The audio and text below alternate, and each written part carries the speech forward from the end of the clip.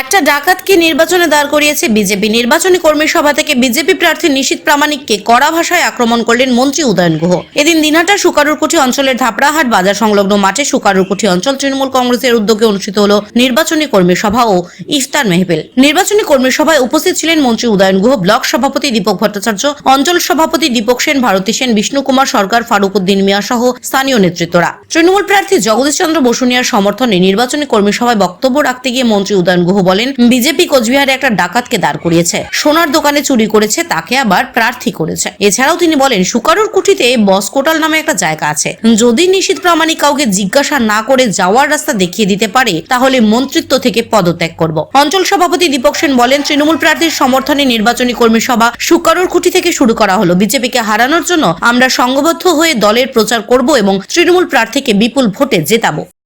সারা রাজ্যের প্রার্থী ঘোষণা করেনি, 42টার মধ্যে 20টা ঘোষণা করেছে।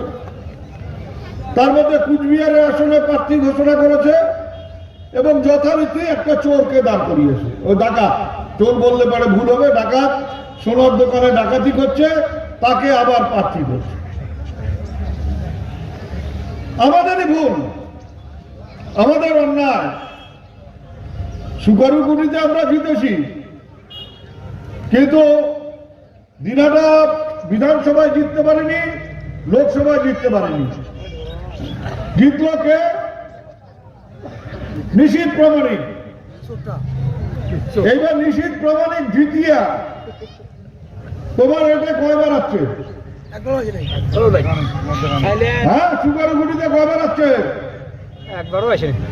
5 বছরে একবার আসছে কিনা সন্দেহ আছে। 5 বছরে দিনে 10 বার আসছে। দিনে 10 বার আসছে। ওই আসে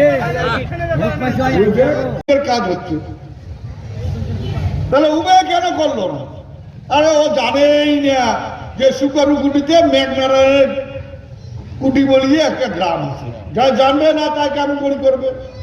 বসকোটাল বলি কোন জায়গা ওই সুকারুরকুঠিতে আছে, এইটা যদি নিশীথ প্রামাণিক দেখে দিবার পায়, কাউকে পুষ্টা করিয়া যে বসকোটাল এমন করে যাওয়া লাগে, তাহলে আমি কালকে মন্ত্রিত্ব থেকে পদত্যাগ করবো। ওদিন দেখা করি।